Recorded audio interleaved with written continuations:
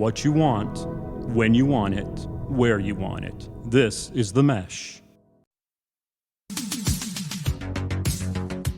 Brothers in Tech is a weekly podcast focused on personal and home technology, helping provide you, our fellow brothers and sisters in tech, with some information, assistance, and recommendations. Hey, everybody. Welcome to Brothers in Tech here on the Mesh.tv podcast network. My name is Alan Jackson. Off to my right, this way, on the computer screen is my brother, Brian Jackson. Brian, how's it going? Well, I felt a lot better until I heard that intro. That sounded very depressing, actually. I'm sorry. You're right, it was. I was feeling much better about myself and this podcast and everything, but yeah, I'm a little depressed now. So thanks. I'm sorry. No, that was all on me. I take full blame for that. That was not in the best headspace after a long couple of days. You're causing me to miss the Republican debate right now. I mean, I'm not in a great space right now. So, well, I love a good. I love a good debate. I'm sorry. If only there was a way to record things and be able to watch them later. You only need some technology that will allow you to do that. No, it's just it's been a long couple of days. But look, in all honesty, I've looked forward to this. This is always the highlight of my week, and I do say that honestly. Wow. And that's almost believable. Yeah, and I appreciate that. Should I just do the intro over again? Should I do it over again with a little more enthusiasm? Sure. Okay, go ahead and say it. Yeah, go ahead. I'm not going to play the whole theme song. No. Just go straight in. Yeah. All right, here we go. B-roll. Let's go. 3, 2, 1. Hi, everybody, and welcome to Brothers in Tech here on the Mesh.tv podcast network. My name is Alan Jackson. Yay. With me is my brother, Brian Jackson. He's off to the right there. How you doing, Brian? Oh, man, I'm so excited, Alan. I'm so pumped to be here. Is that better? Yeah, that felt so much better. Okay, good. Felt kind of almost from the heart. So that was good. Thank you. Yeah. This is Brothers in Tech. This is where Brian and I get together and talk technology, as the name would probably clue you into.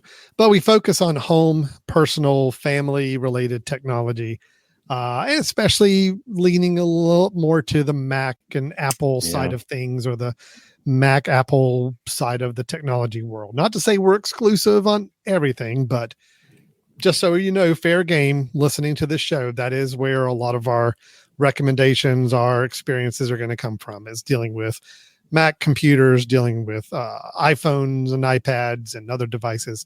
But we also talk a lot about home automation. We talk a lot about other social media work as well. So those things are fairly cross-platform, but we're definitely Mac guys. Just go ahead and own up to it right up front here. So, but we try to get together every week. We talk over maybe a primer on some aspect of technology that we want to make sure people are aware of.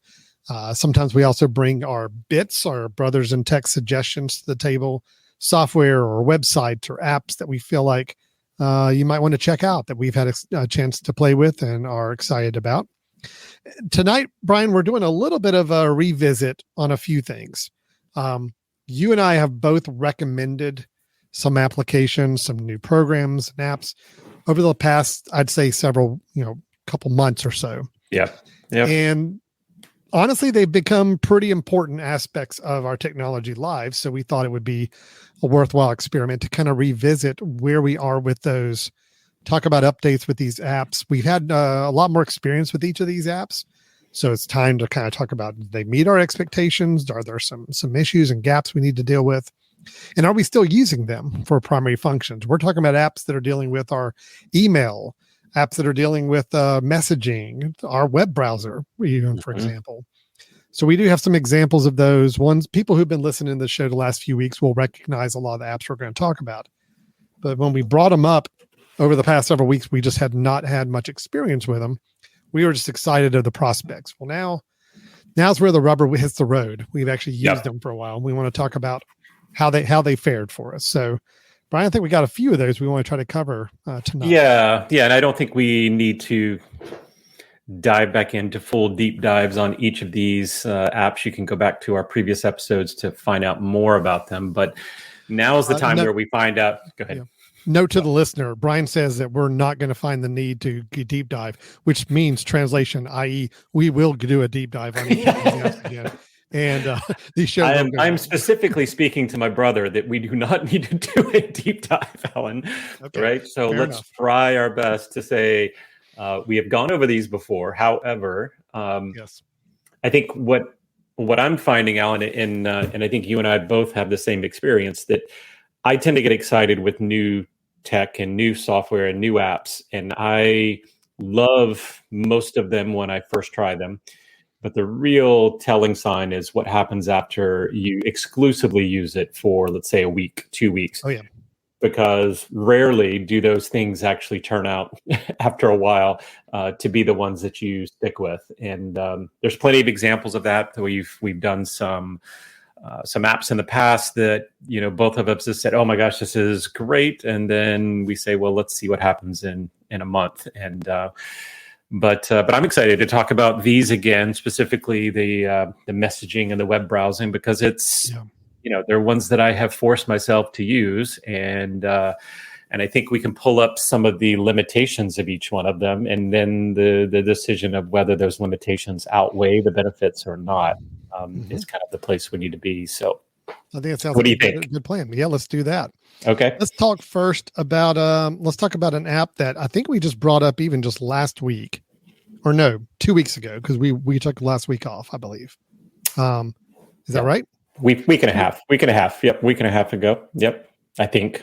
Sure.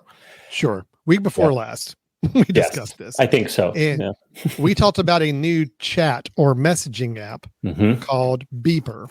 Okay. 30-second summary, Brian, is all I'm going to do. Beeper is an app that will basically take your Apple messages and WhatsApp messages, Facebook Messenger messages, LinkedIn messages, Discord, Slack messages, all of them together, and feed them into one application to where you have one interface to check all of your messages and respond to all of your messages in one place instead of having to open up multiple apps or multiple websites. Yep. That's it. Yep. That is Beeper. Beeper at the time right now is still a free app. You can do it for free, although I think there will be a paid model at some point soon. Yep. And I'm going to go ahead and bring up my Beeper window just to kind of remind everybody how this looks. Of course, I thought I had this all ready to pull up. Do you want to do a quick scan and make sure there's nothing embarrassing on there? Well, it's just your chat, which that's definitely not anything embarrassing there. So yeah. Mm-hmm. Oh my God, actually, this is embarrassing. No, it's not. It's fine. So this is Beeper. It looks like a typical chat message window, but it is each of these little icons off to the side of your messages is telling you what platform that's coming from. The first one up there is from Beeper itself. I've got a Discord message in there. Most of mine are your Apple or iMessages. I think I've got a Facebook. I've got a Slack message in there. I see a couple other scattered ones in there as well. Yep. So that is Beeper.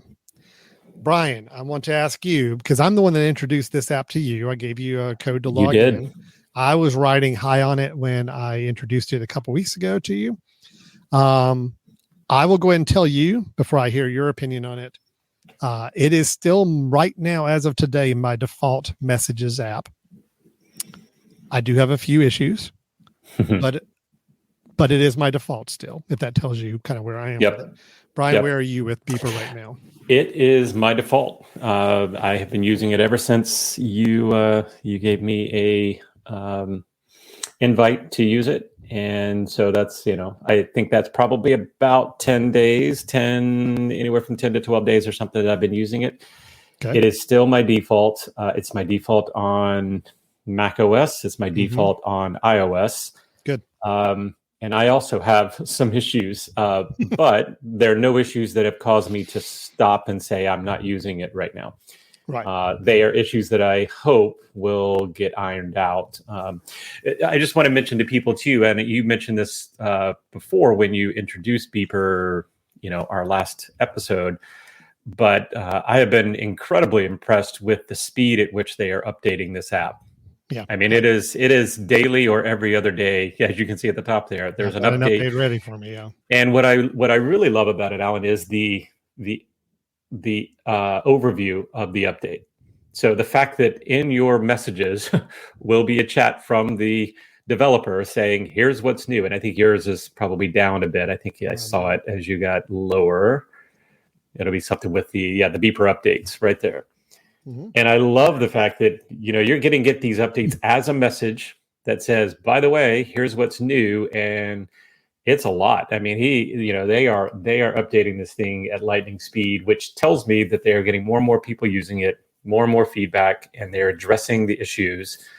And they've gotten to the point now there are some really interesting new things that have come out. So yes, I'm still using it. Long story short, I'm still using it. It's still my default, but I've had to work around some challenges. So maybe we could dive into those challenges. I have one major challenge that is my biggest pain point with this. Okay. I'm curious to see if it's yours. I'll update that later. So creating starting a new chat, it works just like you do when you're starting a new message in a messaging app. I can do start new chat, and I can start typing in the name of the person that I want to chat with. Yep. Very similar to how you do it on another messaging app. To send a text or a message to multiple people is a little more trying. I don't know if you've experienced this, Brian. By default, first off, you have to realize that if you want to send a message to more than one person, you got a whole different button you have to go into. You have to create a group chat. Now, I'm going to forgive that because I get it. You're dealing with multiple types of chat platforms. So not just going in and start typing multiple people's names in a row like you can in Apple iMessages and all. I understand it may not work. But if I go into group chat, then I have to choose, okay, is this going to be a iMessage chat or is this going to be a beeper? So I have to click again for iMessage. Then I type and find my first person, which I type you. I can't just select you. I have to select the little icon over here to add you to the chat. Then I have to go back and delete your name and type in the next person that I want to find and hit their little message chat icon. Then I can finally have and then I lost it because because you're canceled, right? And I don't know what you're supposed to do now. I actually don't know exactly. It is. I have not done a group chat. I have not started a group chat from Beeper yet. I have been in group chats, but not the one that I had to start. So that's fun. Pretty annoying. Yeah, that's not very good. I try, if I know I need to send a group message, I frantically have looked through my history to see if I've already had a correspondence with that same group, and I can just jump into that chat instead of creating a new one, because creating a new one is painful. So that is my biggest issue. If that was fixed, I would be a super fan of this app. But right now, as it is, I'm just a very modest fan of the app. What about you, Brian? Is there challenges you're facing? Well, it's an interesting, because as I said, I haven't started a group chat yet. Maybe before I get into my issues, try this again. So you start a group chat, and I have to say, first off, there's 3 buttons you got to press. You got to hit the start new chat. Okay. Then you got to choose create group chat, because you don't want to do the beeper matrix chat, which I don't even understand what that is. But group chat.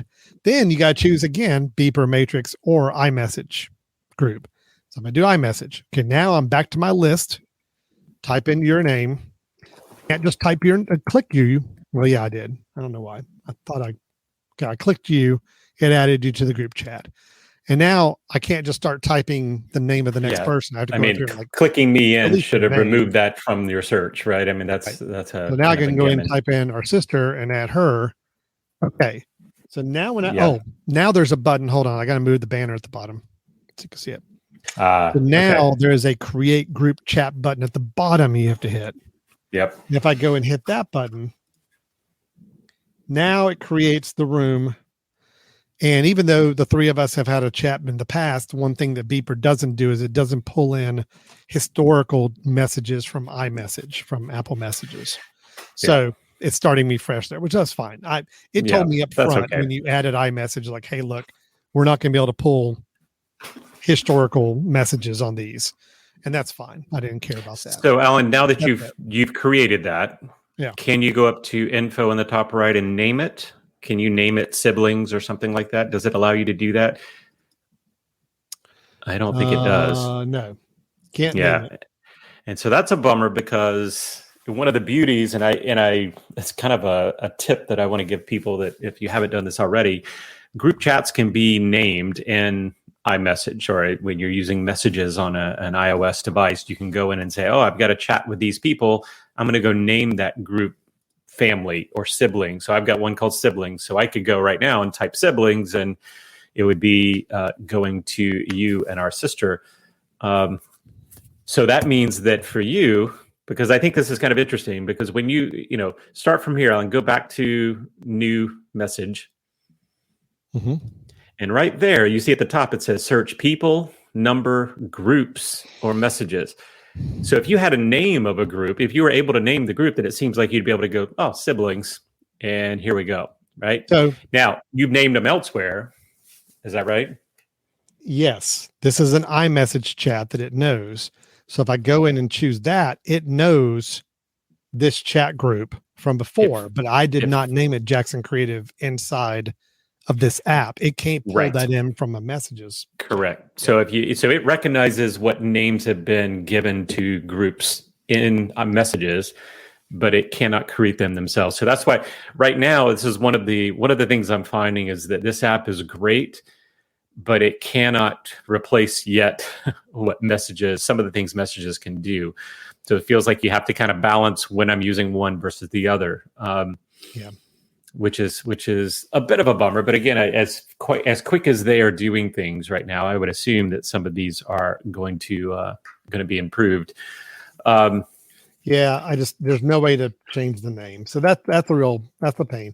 But you're right. Yeah. I would think that would be something that would be relatively easy to fix. Seems like it's very doable. Yeah. I really hope just the whole mechanism of creating a group chat can be made easier. Because honestly, it took me forever to figure out how to do it the first time. Yeah. I mean, I was going 3 button levels deep, and then I had to drop down to a button at the bottom of the window to create it. It just made no intuitive sense, and it was very difficult. So if it's a single chat environment, creating a single chat with somebody is awesome. I think it's great. The multi-chat for me has been the big problem. Yeah. That has been the issue.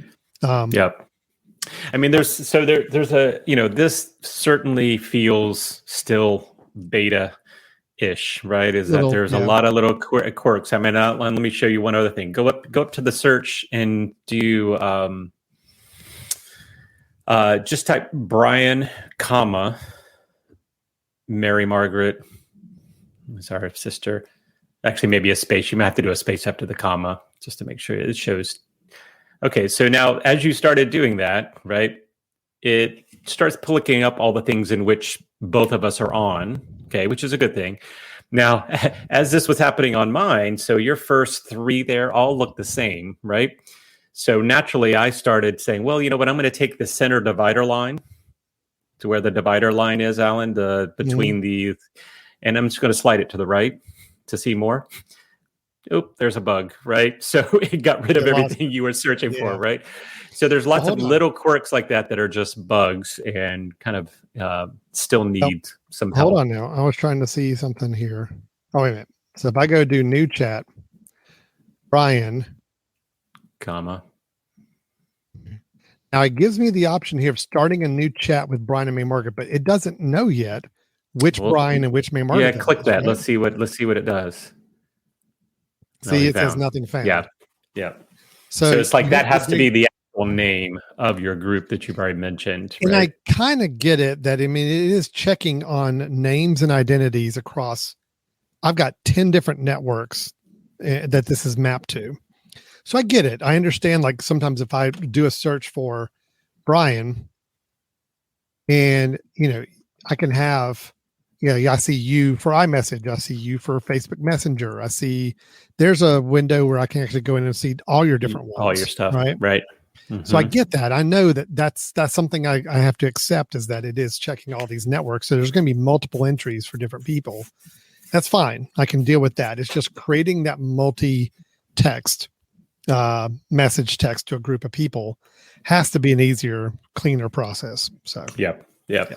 Well, let me give you 2 and they're minor. I'm sure these are going to be fixed.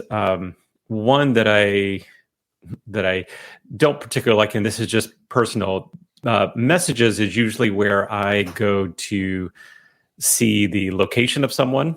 like my wife, if I want to go and see, like, has my wife left work yet? And she and I share our locations with one another. I go into messages, I click her name, I go at the top, and then it pulls up a little map and says, here's where they are, right? Well, you can't do that here, right? There is no kind of link to the Find My or the person locators, which is a bit of a bummer. That means that one of the main uses I have for messages still is in place. So anytime I do that, I got to tell myself, oh, I need to go into messages to get that, which is, of course, now on my very last page of my apps because I don't need it. Yeah. But yet I do need it every once in a while. So that's one thing. But I would think that they would be able to do that eventually, because where they have information about that individual up in the top right, I would assume maybe eventually that can tap into the system's Find My or location, or even say here's a link to Find My. That would be great too, right? If I went to info and said, click Find My, and it opened up a new app, there's just a link. That's all it takes. I think that would be great. I would hope so. I hope all those little enhancements that make it work as seamlessly as it does. Oh, see, that's another little thing to mention right there. It just happened on there. Did you see that? Yep. It changed all of my names back to phone numbers without me. I didn't do anything. It just did it. And it has done that sporadically at times. Yep. Or sometimes there it goes again. Mm-hmm. Sometimes I will get a text message on my phone from Beeper, and it's somebody's phone number instead of their name, even though I have texted with them before on Beeper and it knows their name. It sometimes loses that connection between names and numbers. So that's another little buggy quirk thing going on there. Yeah. So it's got some bugs, but I tell you what, though, I don't know about you, Brian, but within my first 2 or 3 days of using this, I was responding to everybody. And that means Facebook messages that had been in there for a while that I didn't even know people had written me there. I was writing people on Slack without having to open up the Slack app, which was great. It was a true game changer using this, which is why I'm hopeful that some of these little minor bugs and quirks are easy things to work out. So I hope so. Let me give you one other minor issue, and this one I'm not really sure if they're going to fix, Alan. And I had not thought about this until yesterday. I went out for a run, had my headphones in, was listening to music as I was running, and as you listen to headphones, if a message comes in, it will talk to you and say, "Bing," there's a message from so and so, and say whatever. Well, when messages, because for those who don't know it. If it's through your watch is only giving you what comes up on a notification on your phone. It's just repeating that notification. It's not necessarily a new app on your watch. Beeper doesn't have an app for your watch. It just has notifications. Well, the notification came through and said, from Beeper, I'll be home in 10 minutes. Didn't say who it was from.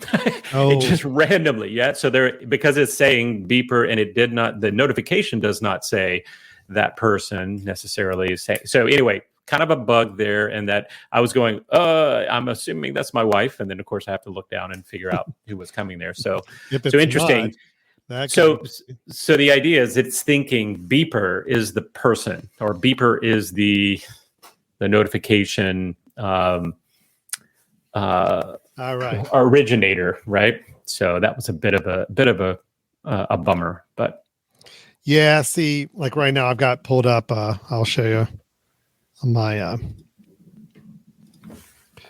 I'm pulling up my, your phone. Yeah, my phone screen. Yeah, this is my notifications right now I've gotten from Beeper, and they're all phone numbers instead of names, which, that's a problem, because I see that pop up on my screen and I'm like, I don't remember anybody's phone number, so I don't know who these people are. That's an issue, and it seems to be related to the same where it was flicking over to their phone numbers in the app itself on the desktop. So something, the way it matches the names and numbers and how it defaults to those, seems to be having a little bit of an issue. It's almost like a constantly pinging the server and trying to get updated information, and that's, I assume that'll get better. But what won't get better is that I don't see any way that Apple's going to allow this to become a default messenger. No. So therefore, its system, which is made up of messages come through, and messages are what are sent to the headphones and messages are doing certain things, it's always going to have to go around about and say beeper, and beeper is giving you a notification that says this. So there's going to be, those are some things I don't think they can work out, or at least they're going to have to be really creative at working out. Like it'll have to be, the notification will have to be from beeper, from Laura Jackson, that says this. So they're going to have to create a larger notification that's going to have that happen. So, but all in all, I agree with you. It's great to have them all together. Just in my normal sending messages and responding to people, it's fantastic. You can, do basically everything I was doing before, which is react to people and all of that. I got a few things from LinkedIn. Now, for me, I don't get a lot of messages from those other services, but the fact that that's still in there, and that's the only way that I link that person and the message to that person, it's great to have it in there because it feels like just another message. One other piece, and I'll just warn people who are using this, just be aware, and I had this happen the other day, because I'm so used to on messages sending a text to someone that I've already been sending messages to. You just type their name and go straight in, and you get to see your text string and know I'm going to message this person because this is the right number. Well, on Beeper, I went in and said, so the person I was sending it to is, let's say it was Bob, right? I type in Bob, and then I click on Bob's contact there, and it gives a couple messages or a couple of numbers, and they each have the little messages symbol next to them. So of course I click on one, nothing's there, but I go ahead and send a message. Well, 2 days later, I finally went back when I hadn't heard from this person, and I realized I text their work number, which there is no messages for their work number. And I didn't realize. So because I couldn't see what the messages were before, and I assumed it was the first one. It was always going to be the first one, and it wasn't. It was reoriented. It's almost like, since Beeper's tapping into your contacts on your Mac, your address book, your contacts, which has all the different numbers. Beeper has no idea which of those is a true text message number and which one's not. Correct. It's going to give you both, and you just have to kind of figure out which one's the mobile one to use. Unless you've texted them before while using Beeper, then it remembers that and has that. I mean, I will say there is, if I'm looking at it right now, if you say new and then you're looking at the contact list and you click on that person, it drops down. It'll say, WhatsApp or iMessage, SMS or iMessage. The problem is, I think that if it was a work number like a landline, I think it still says iMessage SMS. I think it just assumes like, well, this isn't an iMessage, but it is SMS based. Well, and I looked at that and thought, oh, that's message. And it wasn't, right? So somehow it doesn't quite recognize, but, maybe the more you use it, you get a text string with that person, then you don't worry about it. I mean, there's very few people that I text new all the time. It's usually the same folks. So maybe that works out. But the first thing you said about this app is that they are updating it very, very frequently. Constantly, which is a good sign. That means that, yes, they're active on that, which is great. So none of these things feel like showstoppers at all. They're all things I think that could be ironed out, hopefully with future updates. Maybe except for the whole default messaging app on your computer. That I don't think is going to happen. It took years and years for mail and calendar to where you could set a different default app for those. I cannot see them letting go of messages as a default app anytime soon. So, and one side note, Alan, I don't know if you've tried the widgets, but they do allow you to now not only add widgets, but also create your own widgets. So that's something that's fairly new, and just keep that in mind, that means that there's going to be some really interesting additions to this. One of those widgets I tried out, which was it uses AI to summarize a long group chat. Of course it does. So basically you pull up the group chat, and to the right, and it says 4 people have said Saturday is a good day. 5 people said Friday is a good day. I mean, it's like, it was pretty nice that you could add that sort of widget. So there's some cool things that they can do, but I agree. It seems like they're moving full speed ahead, and we'll be getting to a paid version pretty quickly. I would imagine. I think we are going to be. Yeah. Okay, well, Brian, All right. we spent 30 minutes on our first app, so that bodes well for this episode, seeing as how we had Yeah. 3 others we were going to try to cover. Let's go ahead and jump right in and talk about our second one at least. We brought this one up also 2 weeks ago, kind of talking about it's a new app that is something you brought to the table that I had not been familiar with. Is a new web browser called Arc, A-R-C. You can find it at arc.net. And Brian, do you want me to share a screen, or do you have a screen you want to share? Yeah, if you don't mind, go ahead and share your screen. And now, in famous last words, but I'll make this one fairly quick from my end, which is I am still using it. It's my default. I haven't stopped using it. I've convinced myself that I want to learn the tricks about using this app, and there's really only been 1 or 2 things. Are you not able to share? Because I can do that. Hold on. No, I can. Okay. I'll figure it out. So there's really I co-host a technology show. I can figure this out, Brian. If you need help, let me know. Keep. Oh, here we go. I got it. Yeah, found it. Okay. So yeah. So this is the so I still use this is my default web browser. I'm using it for everything. The only thing that I have found is I've had to go into, I'm to the point where I'm going into the settings and tweaking a few things because there has been a couple of frustrations. For example, touchscreen, it's very sensitive to go back. Like if you're 2-finger back and kind of swiping back as compared to some other browsers, I find myself accidentally going back a page when I didn't mean to. But I found out that was something very easy that I could turn off on my system, which was make it a 3-finger swipe left instead of a 2-finger, and now I never have those issues come up again. But so far, I've loved it. I'm learning to, I'm learning the way that the open windows are showing up, and if I want to go from one window to another and not have it close out and me lose everything that I was working on, which I was doing before. So I still like it. I will say I haven't had any problems with crashing or with anything that looks like it doesn't work. It's just a matter of learning the system, learning how it's oriented things with a sidebar, making it appear and not appear. The fact that if you have multiple tabs that they don't really show up, they are kind of hidden behind one another. You just have to realize where they are and how to click from between one and the other. But yeah. I still like it. I have not made it my default yet. I haven't got to that point, and it's no fault of the browser. It is me not just getting comfortable yet with the way it's set up. Because I am on a web browser. I'd say out of an 8-hour day in my office, I'm on a web browser doing work 4 to 5 hours of those 8 hours. I mean, something is web browser related with what I'm doing. So it's pretty critical. And I've got my bookmarks and I've got my tabs all kind of set in the way I like them. So that kind of change for me is going to be pretty big leap to go to. But I will say every time I've opened up Arc and just played around with it, I'm loving the speed. Yeah. Very fast. I love the sidebar being the navigation being on the left-hand side. I really do. It just makes better sense. It's just for me, I've got to retrain my brain to get used to it. My big thing is, like you said, it's tabs. It's kind of understanding how the tab setup is working.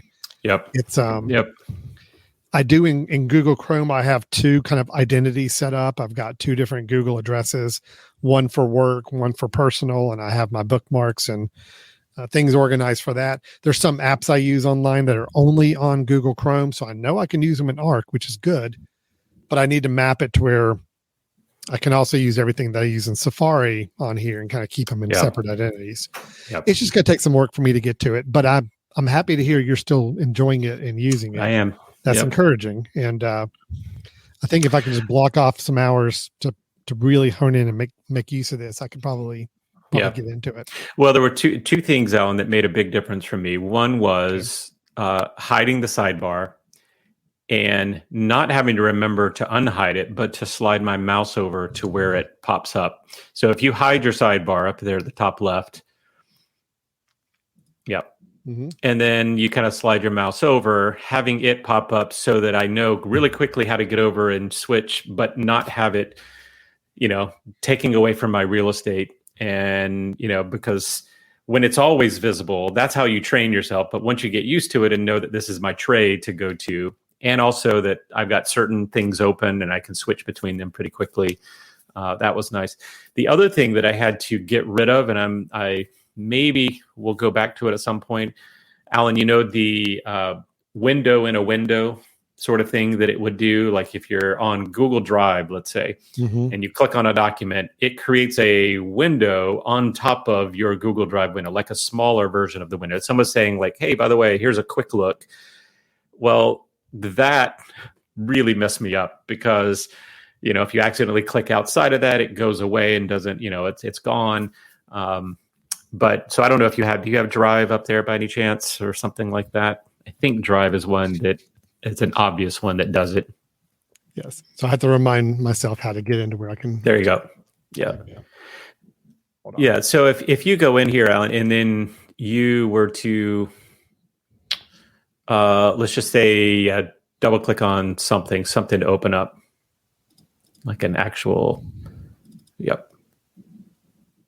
Okay, so I think you may even have it turned off right now. But one thing that it'll do for certain people is this becomes a smaller window inside of your other window. It's kind of like almost, I don't know, like a zoomed in, window, and then you can click the expand and make it your full window. But it would do that constantly. Well, that's also just a setting, right? I'm to the point now where I've used it enough where I say, okay, there's some things I'd like and things I don't like. And I'm going into the settings and tweaking some of their defaults to make it so it works more effectively with me. Maybe, Alan, I don't know if it's simply by a sheet. Of course, I was doing it in OneDrive, I think is one where it would pop up. I don't know how to actually, because I can't actually predict it as to which ones are going to show up in a smaller window. I've never seen that happen. So yeah. So that tends to happen, but it's also a setting, right? And I think it's called maybe even a quick view or a small window or a mini arc window or something like that that'll show up. But what I will say, I have yet to have anything that didn't work. And so that's been encouraging. My university has a number of systems. My university has a number of systems that some don't work with Safari very well. Some, work with Chrome better. Some work with Firefox better. But so far, everything's worked with Arc, which has been nice.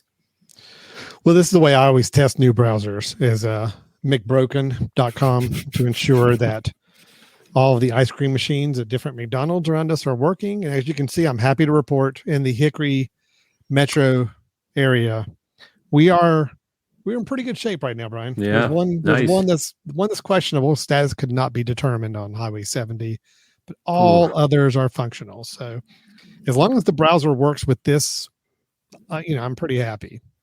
Well, I feel really sorry for the people in New York right now. I mean, 24% of your broken machines are out. Oof. What? There's riots in the streets right now. People are not happy. Well, all right. Yeah. So that's even like right now, Brian, I'm like, I want to go back to a tab. I was like, okay, what I need to remind myself, how do I do that? Because it's different.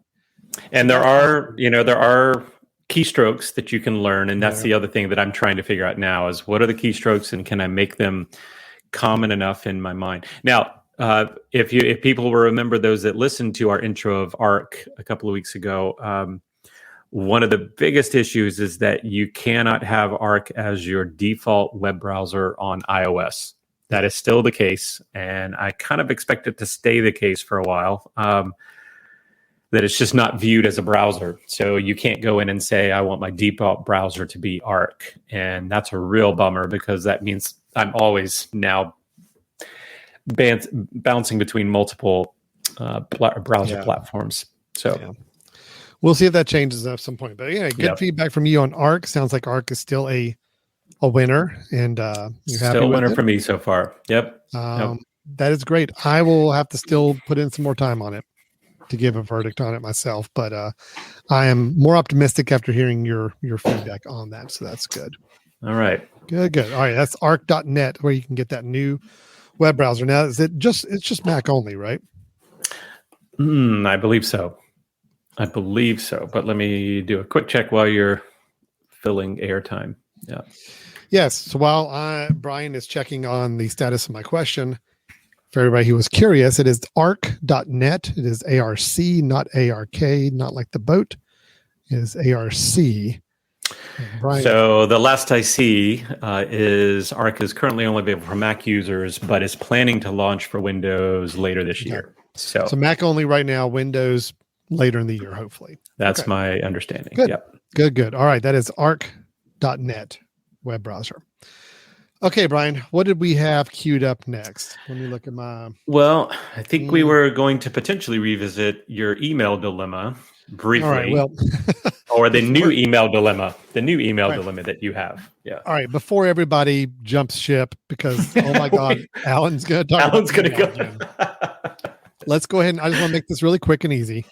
If those of you that, God forbid, listened months ago when I did my email showdown, where I compared 16 different email apps on a matrix grid of features, coming down to one, my winner, which was the app Missive, which I will tell you right now, as of this morning, is still my default email app. I'm using it daily, still very happy with it. But the only thing I don't enjoy about Missive as much as I would like to is I still feel like the look and feel of it is very non-Mac like. And it feels like I'm using a port from another operating system, which is I think what it is. All the functionalities there, sometimes there's a lot more options and menus you have to get to it. And it's not always the most fun to use email app, but functionality wise, it's great. And I'm using it as of today. However, SetApp, which I have been extolling the features of SetApp for many, many years now. SetApp is a subscription-based service. You can go to setapp.com. You pay a monthly service fee, and you have access to over 240 apps for free once you pay the $10 or so a month that you can get. Now, it's just like a subscription. If you stop paying the $10 a month, you stop and you lose access to all those apps. But while you're paying the $10, you have them all. I love SetApp. There's about a dozen apps I use on a daily basis from SetApp. So it's well worth the $10 a month for me. Well, they announced this week that Spark, which is an email app that we have talked about in the past. And Brian, I believe it is the one you are currently using. Spark Mail is now available via SetApp. And so I saw that announcement and it threw my entire world into shambles because Spark was an app I used for a while and I did like, but I had some major bugs with it, especially when it came to snoozing. My version of Spark was not snoozing efficiently, meaning sometimes it would bring the messages back in when it was supposed to on my inbox, and sometimes it wouldn't. And nobody from Spark, the company, could let me know why. They just kind of said, well, sorry, we're working on our version 3, our new version, so we really can't do anything about the bug you're experiencing. So it kind of ticked me off, and I rely on snooze emails way too much, so I ditched it. And that's actually what caused the entire email showdown situation to happen, is kind of my rebuttal to Spark because I was mad because Spark couldn't fix a problem for me. Spark released version 3 of their app about the same time I was having my issues. So I tried using version 3 because I was told that was kind of the way that's where they're focusing their attention and I shouldn't have those problems on Spark 3. But I did not like Spark version 3. Brian, I think right. You've tried version 3 and you did not like it either. It's a different layout. It's a different, it just had some different ways of working. Yep.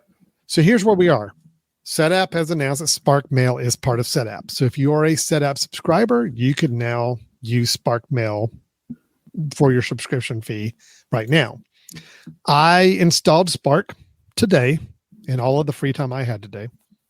It was a good 5 minutes just to do something to break up the monotony of everything else I was doing.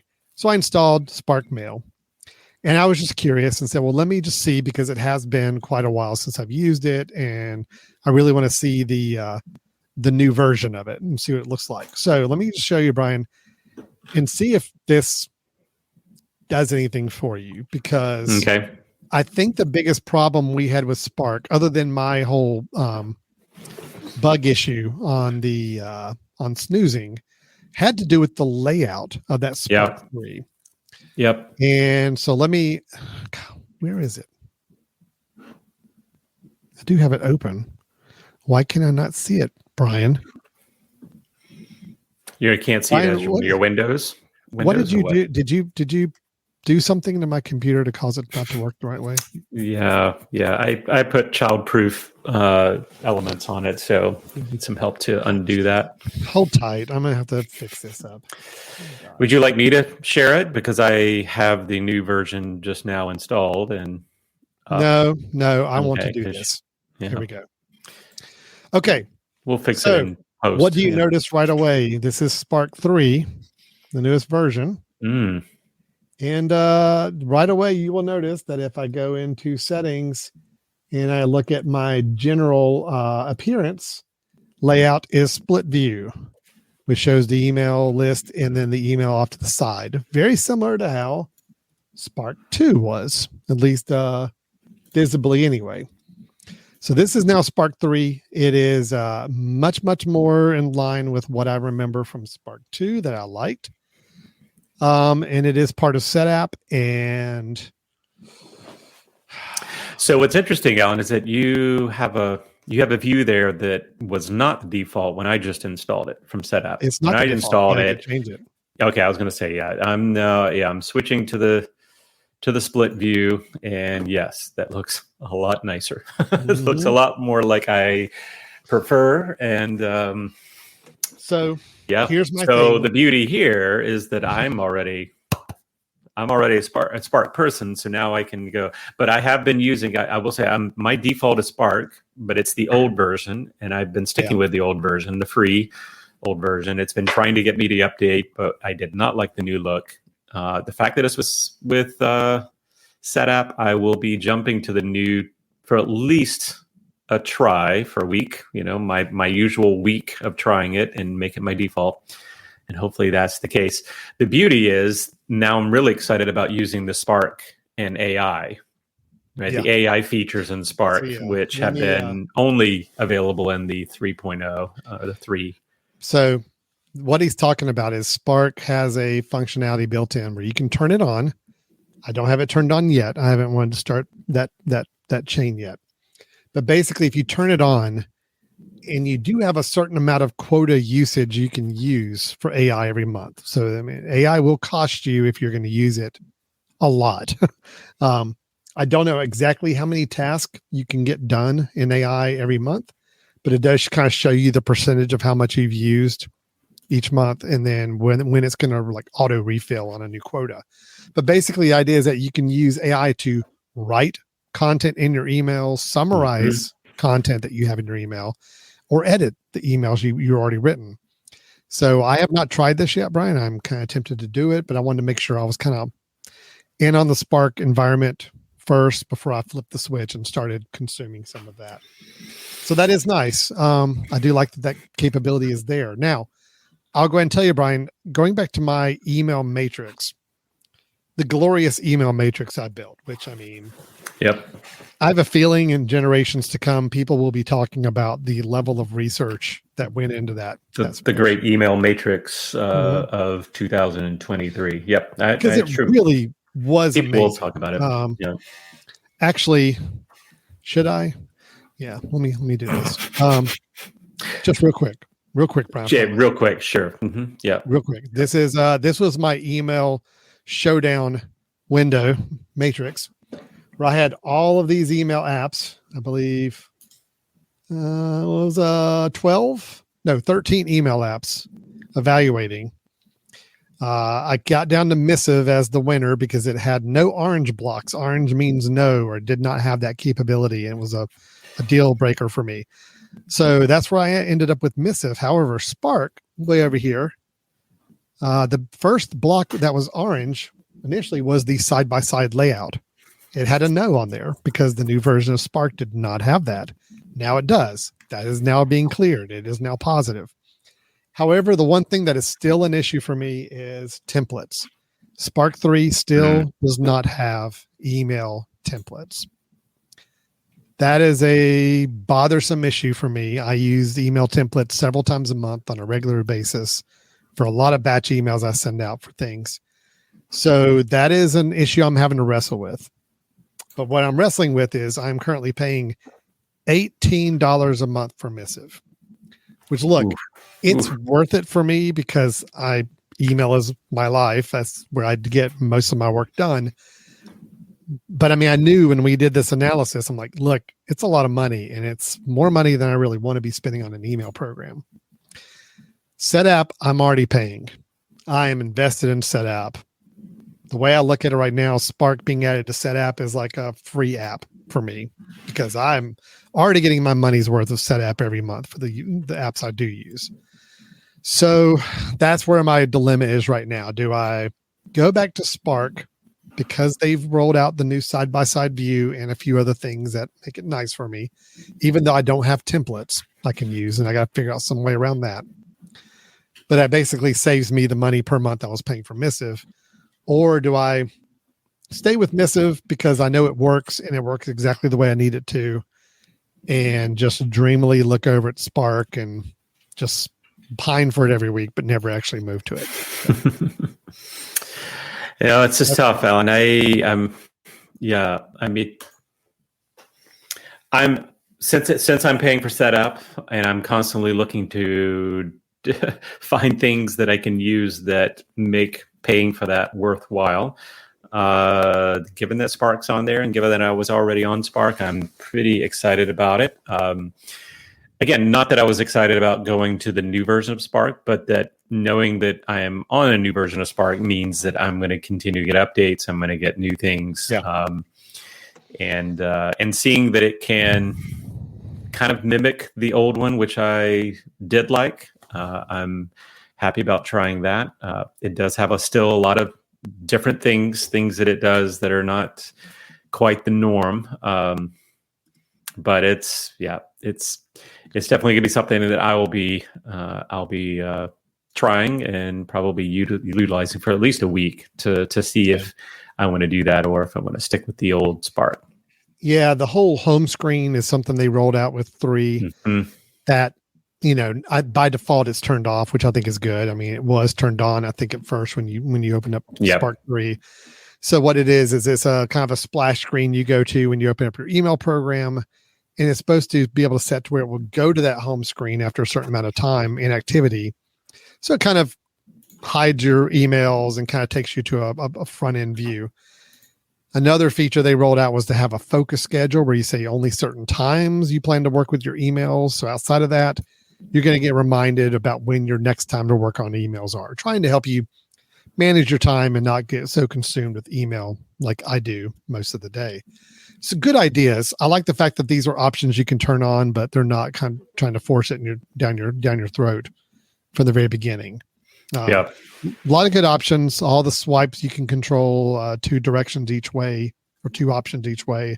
All your different scheduling options of sending laters, reminders, and snoozes completely can configure. It's very nice. I have started to work with the Gatekeeper, which is their feature where it will basically take any mail that comes from new senders and puts them in an own little grouped area at the top of your inbox. And then you can go in and decide whether you want to accept or block emails from that new sender. So a little better than trying to do an auto respond to say unsubscribe or trying to individually block. You just get an email and you see it's somebody you don't need to be getting emails from. Just hit the block and you don't have to worry about them anymore. So I like that it kind of does some triage for you at the top of your inbox with that. So a few little features I like. I am planning on working with it a little bit. Right now I've got both email programs running, which I know is kind of crazy, but it's kind of like my daily driver still Missive, but I'm going to go into Spark and kind of keep messing around and trying and playing with it. I've got all the accounts in sync, so I can go between them pretty seamlessly right now and work with them. And just if Spark holds up for the next week or two, that may be, I may end up going over that direction. Yeah. No, well, just for people that haven't tried it, Spark is a really kind of it's a great it's a great program. The old one was great. It's got a lot of really cool things that it tries to do. There are some glitches that Alan has experienced. I haven't experienced those. The nice part is there's a really nice iOS app that goes along with it that works really well. Unfortunately, I don't think it works quite as well as Outlook on iOS, which, I'm a big fan of. I still think Outlook is the best iOS mail app. But I'm using Spark just because the snooze. The one thing about using a smooth snooze feature is you really need to be on the same email program from iOS and Mail. And if not, it will not work, right? They will show up in one, but not show up in the other. And so I'm using it for both platforms right now in order to be able to snooze, which I'm trying to do, which I normally did not use. But it's working pretty well right now. So I'm interested to see if this new version has any glitches with the iOS version and all of that. But I'm gonna stick with it for a bit. No, you're in a great position to do that. I've got way too many emails snoozed currently in Missive, which means I can't just jump ship and go to Spark anyway. I'd have to kind of let those sort out or redo those in Spark, because otherwise, if I don't ever open up Missive again, those won't pop back into my inbox, which is a problem. So I'm a little stuck at the moment, but I like knowing that I've got a couple options now to consider.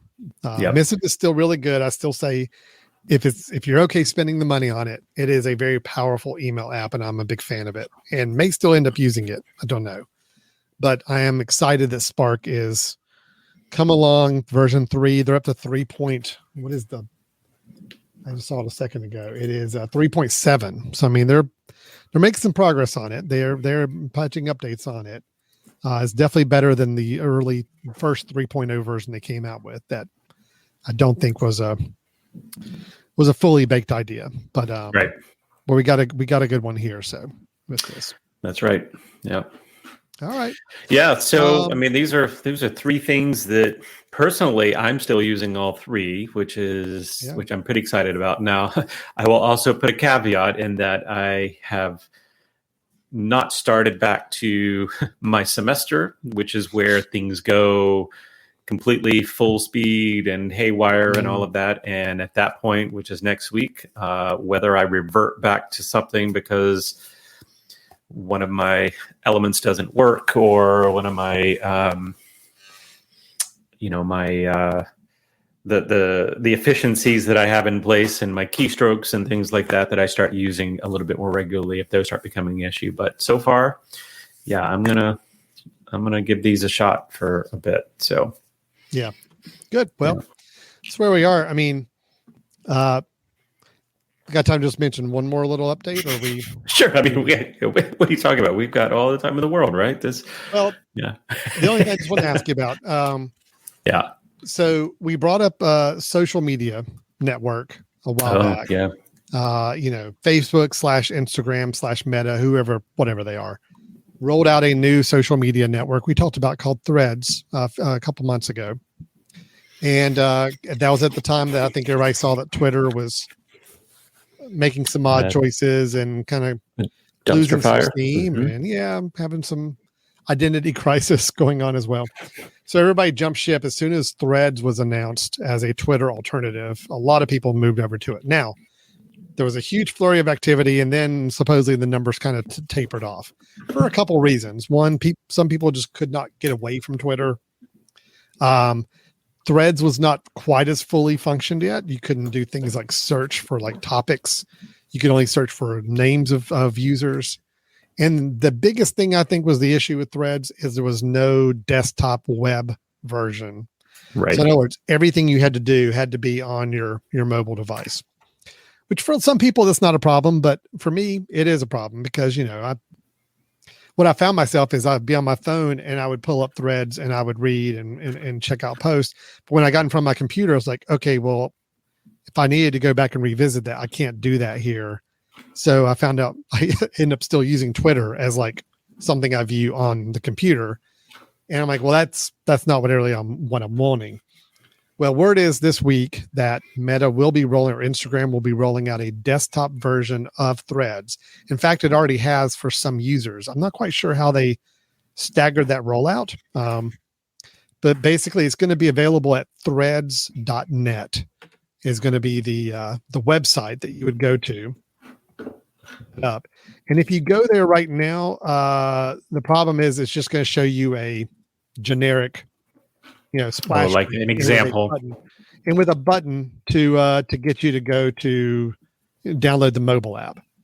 So it's not going to actually show you. Yeah. So here it is. So if I go right there right now, like today, even though I've been told that, it's going to be this week, this is what you get on the threads.net. So it wants you to go ahead and just click that QR, and that will get you the mobile app, which you probably already have if you're checking this out. But this is where the web version is going to be. So I'm very curious to see when the web desktop version comes out on the web browser.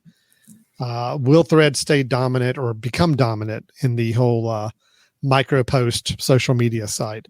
Brian, where are you with this? Are you using Threads at all? Are you So I've made Threads one of my two news sources. As I think I told you before, Twitter to me was simply a news way of getting kind of what's up to date and then potentially jumping in and seeing what people think about stuff. But I have not been back to Twitter since you and I talked about Threads, actually. So I took it off my phone. I haven't been to it on my computer. Haven't really missed it. I'm using Threads, and finally, where we had an issue initially, I think when we went over this, it was trying to push me to follow different people, and now it's to the point that I've followed enough news sources that it's not really overly pushing anyone new. It just comes up with a row every once in a while that says, hey, do you want to try to follow these people? But no, I use that plus interesting. I wonder what's going on right now. I know. Yeah. I'm trying to find posts that are not related to a political debate going on right now. And, right. Hey, here's one. Yeah. Look, it's I think it's Peter Buck. Okay, we'll put him up there for a minute. So to me, I have two kind of two apps that I go to for news. One is Google News, and I still think that is a really well done, simple news aggregate. And then I go to Threads, and usually Threads first because I try to see kind of what are people talking about right now, and then I'll go to maybe Google News to look at the articles if they're not there. So, but no, I'm still there. I have yet to post anything on Threads. I'm not really there to engage that way. I'm just reading, but so far I'm still with it. Maybe a desktop app would make sense if I posted. I don't think it matters to me whether or not it's there, but hopefully that then gets more people to engage with it so that it can stay fairly active. I know the usership has gone down significantly since the initial flurry. So I think the desktop app will certainly bring some people back in. I hope so. Yeah, right now Threads is, I have all of my news sources mapped pretty well on there. So I'd say it's 75% news sources for me viewing the news, just like I did on Twitter. So for that need, it's been pretty good. I do wish the searching was better to find topics and ideas of things. It's always recommending the same people to me to follow. Jennifer Lopez, I'm still not following you, and I appreciate all the efforts you're making to still get me to follow you. I mean, everywhere I go on Threads, there is a suggestion to follow J-Lo, and I'm still not going to do it. So I'm just.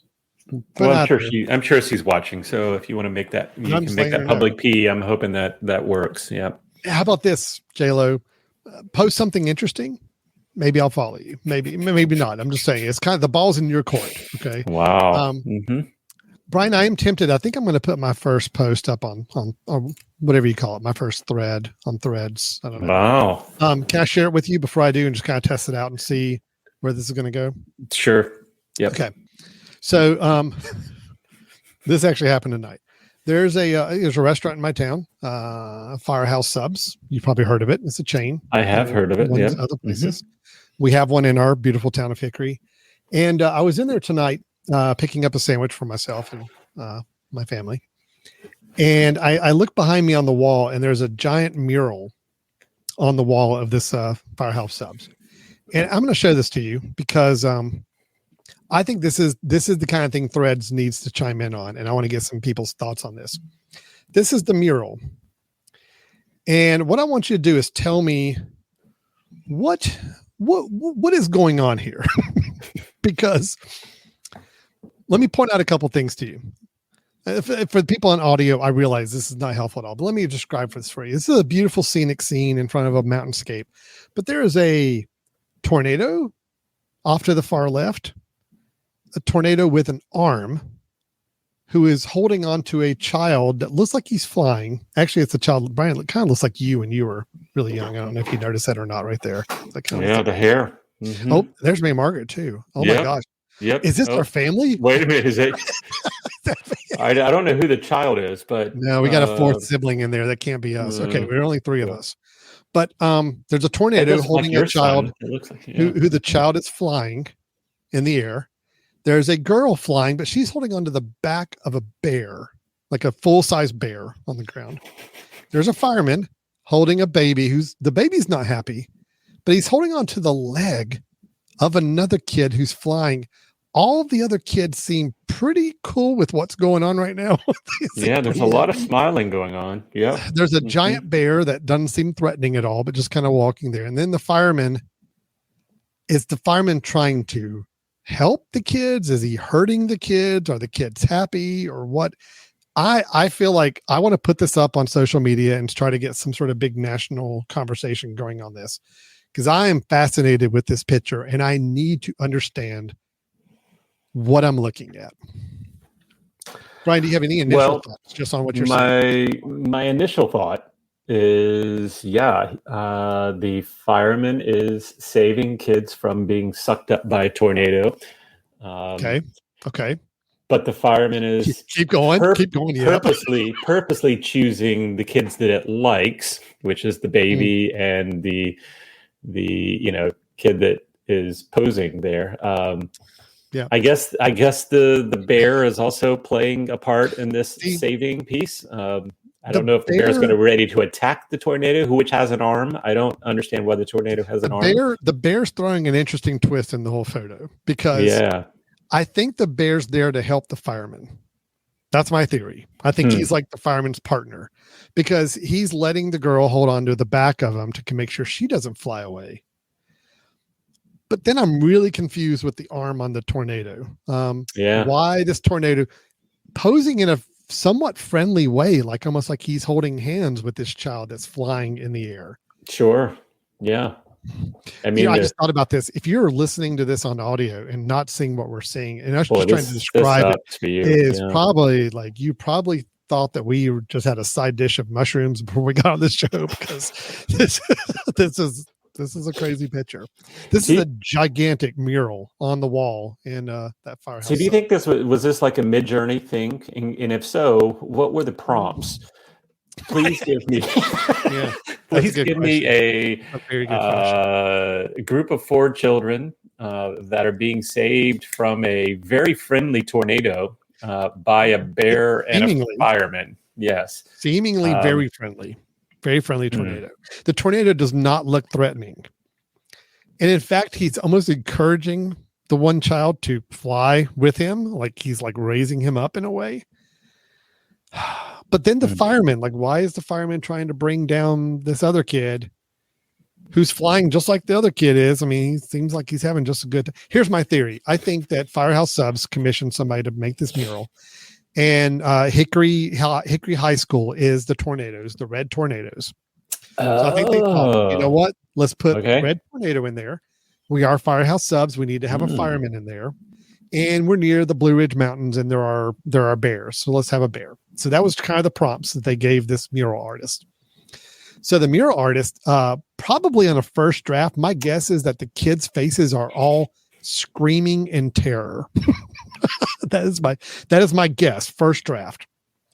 They're scared out of their mind, their ever-loving mind, because this tornado is sucking them up. And oh my gosh, if we come down to the ground, there's a bear there waiting for us. I think the executives at Firehouse Subs saw the first draft and said, no. We cannot have children in terror in our restaurant on the wall. Of our local, local school affiliations. Yep. Our school mascot. So I don't think there was an arm coming off the tornado initially. I think the arm was added to make it seem more friendly. And I think smiling, happy faces were put on the kids to make them seem like, no, we're all cool. We're good. We like this. This is fun. We're flying around with our friend, the tornado, and Mr. Fireman's here to make sure things don't get out of control. That's my guess on what happened with this mural. I like where you're going. I think that's probably true. I had not even thought of the bear and the tornado there. That makes sense that those are positive things in your area. Okay, here's my question. What is going on inside of the fireman's jacket? What is going on with the fish scales inside of the jacket? Because that was done purposely, right? Why not just have the jacket together, right? The jacket is open and there are fish scales in there, and I need to know why. Are they fish scales or almost like roof shingles? Something I can't quite tell, but you're right. I mean, is it a fire repellent sort of thing? And if so, how would anybody know what that is? I'm so glad I brought this up to your attention. I've never paid attention to the inside of the jacket until now. Yep, that's what I'm here for. This adds a whole nother wrinkle because I don't even think he's a real fireman. Well, they covered his face. They covered his face. They covered his face. Mm-hmm. I think there's something else going on there with the fireman. Why is his face covered? What's up, buddy? Mm-hmm. Mm-hmm. And of all the children, the little baby seems the least happy with what's going on because she is the closest to the fireman right now. Yeah. Anyway, this is what I think I'm going to put up on Threads. This is going to be my first official post. This photograph, and I think it's a good one. I think you'll get some good responses, and maybe we'll find out. Maybe there'll be someone that gives a whole different meaning to what we're seeing. That's what I'm hoping. It's really what social media is for. I mean, that's why we have technology. Yeah. I mean, Firehouse Sub is supposed to be supportive of firemen, right? Not saying not saying firemen are child abductors, right? Because you could very easily get that child abduction vibe here, right? There's a little bit of that, which I didn't want to go down that path, but you took us there, so here we are. Yep. There's a little bit of that vibe going on. One person I was with that saw this mural thought that the fireman seems to be throwing this child up in the air when he's got grabbed by the foot. I can kind of see there is a little bit of emotion with that too. Throwing him up to put him on the roof of the fire truck so he can take him with him. In the path of the tornado. There's a theory. I'm just saying it's just a theory, people. I'm not advocating this. That the fireman is actually trying to feed the tornado in a way. Like he is trying to wrangle the children over to the tornado. Maybe he worships some sort of sacrifice. Like he worships some sort of tornado like god, and this is the version of it he's now recognizing. Okay, maybe a fish type god, as in those fish scales. Maybe there's some Aquaman sort of thing that Mm-hmm. Alan, I think you have to. I think you have to post this because this would lead me to actually want to engage for my first time, and I'm certainly not going to post something original like this, but I will respond if you can throw that in there. Yeah, now that you give me a heads up, I'm all about. I'm just going for the likes. I'm going for the engagement. That's my motto. It's all about engagement. I need my first post on Threads to be powerful, and I think this may be it. Does Firehouse Subs have a Threads account? Because if so, there may be some backlash, and you may be banned from Firehouse Subs from here on. Let's find out. Firehouse Subs, yes, they do. Yep, they're right there. It's okay. Look, I'm not going to tag Firehouse Subs initially, and I don't think I'm going to mention the restaurant. Just good call. Good call. Okay, mural in a local restaurant in Hickory, North Carolina. Good call. Please help explain to me what is happening in this mural, and just open it up to free form dialogue. This could be good. This could be really good. I think so too. Mm-hmm. I will certainly be following up in future episodes, because I know that's what they're like. Yeah. Arc, got it. Okay, fine. Beeper, yeah. Installed it. Good. What I really want to know about is what's up with the mural. What the hell's going on in that mural? What the hell's going on in that mural? I love it. Yeah. Yep. All right. I think we're done. That is the tech mystery. Yeah. I'm glad you brought that up. So all we're saying is Threads is going to be on desktop here later this week. And scene. And topic is So Brian, that was our updates on a few critical apps and one not so critical app that we wanted to talk about. We talked about Beeper, which sounds like we're both on board with still and liking and very hopeful for. Yep. Arc, you are still on board with, and I will be gradually spending time with it to get more familiar with it. And Spark might be the email app I move over to. Love Missive, but email Spark is now on SetApp as a subscription, so you can't really beat that.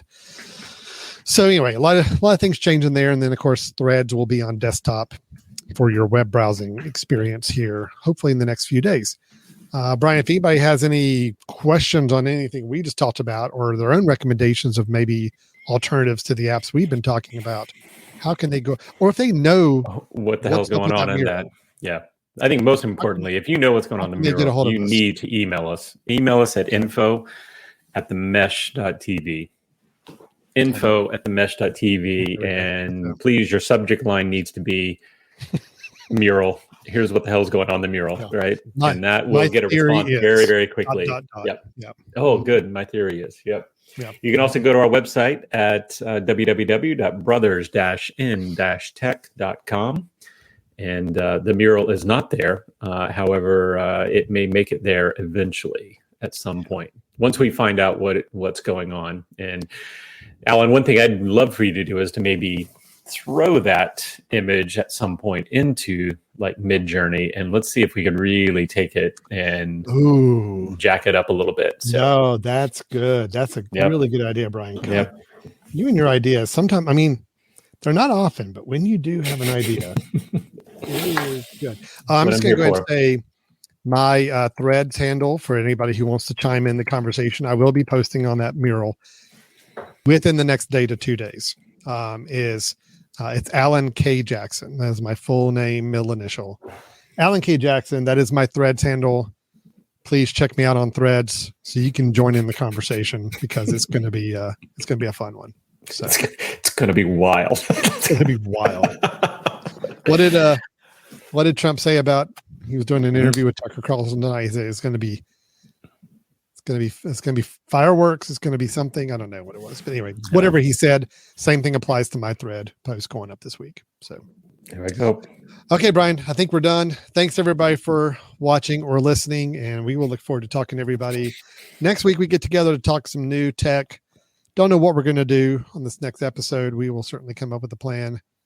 It may be all about murals, honestly. I mean, it's possible. Yeah, it's very possible. I have been doing a lot more with Midjourney. We may have to go back and revisit that a little bit. Okay. So, yeah. Okay. And be on the lookout for a bite in the future. That's something that we're looking to do, is kind of short little snippets to give you some info. So you'll have to keep going to our website and trying to see at what point we throw up some new content. But there will be some there, which I'm looking at Alan, because he's going to be the one that's going to have to put it up there. So there you go. There you go. All in your extra time. For February 2024, we should be able to get our first one up. So now we'll work on getting that up there soon. I agree. That'll be fun. Yep. All right. Thanks, everybody. Take care. We'll talk to you next time. All right. Bye-bye.